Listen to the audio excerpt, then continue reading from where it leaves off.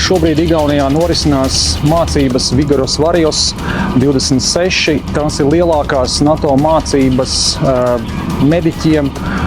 Šeit piedalās vairāk kā 26 valstis, dažādu nāciju medicīnas vienību pārstāvji. Mēs šeit esam ieradušies vada sastāvā, nodrošinot gan stabilizācijas, gan ķirurģijas, gan arī evakuācijas kapacitātes. Šis mācības ir ikgadējas, reiz 2 gados notiekās, un šo mācību mērķis ir stiprināt NATO medicīnas kapacitāti. Grūtākais posms bija iekārtot šo te medicīnas iestādi ROL 1+, kā mēs viņu saucam, jo saņemot uzdevumu ierīkot šajās betona sienās medicīnas iestādi, tas bija patiesi izaicinājums mums visiem, visai vienībai. Un jāsaka, mēs to izpildījām teicami, esam saņēmuši augstus novērtējumus arī no citiem kolēģiem par lielisku paveiktu darbu.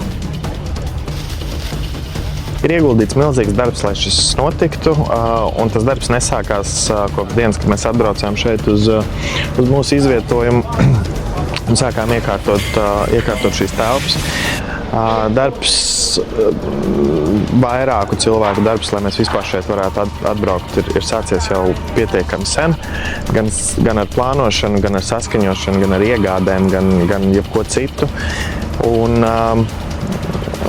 tas ir varens darbs, kas ir paveikts. Bet tas arī ir tas komandas darbs, ka mēs ejam uz priekšu visi kopā, un Raiņa vārdiem ir katram roku jāpieliek, lai lielais darbs uz priekšu iet, un tā mums arī sanāca. Katrs pieliek savu roku tā, kā viņš māk, tā, kā viņš var un kas ir viņa stiprā puse. Mūsu draudzīgais, tāds komandas gariņš, kas mājo mūsu rotas iekšienē. Vissvarīgākais no motivatoriem, protams, ir pastāvošais apdraudējums, pastāvošie riski un tā pieredze, ko mēs spējam gūt šeit, tas ir neatsverams, sākot jau tīri no medicīniska gadījuma risināšanas, kas tā kā mūsu pamatlieta, bet, kā jau es teicu, beidzot ar nometnes iekārtošanu, ar ROL 1 iekārtošanu, tam nepielāgot tās telpās.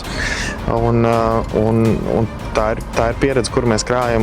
Dievs dod, ka viņi nenodara, bet pie tiem riskiem, kas mums šobrīd valda, man liekas, katras vienas mācības, kur mēs spējam iztrenēt kaut kādu lietu, kas nav mūsu ikdiena, nāk tikai par labu un ir apsveicama un ir atbalstāma.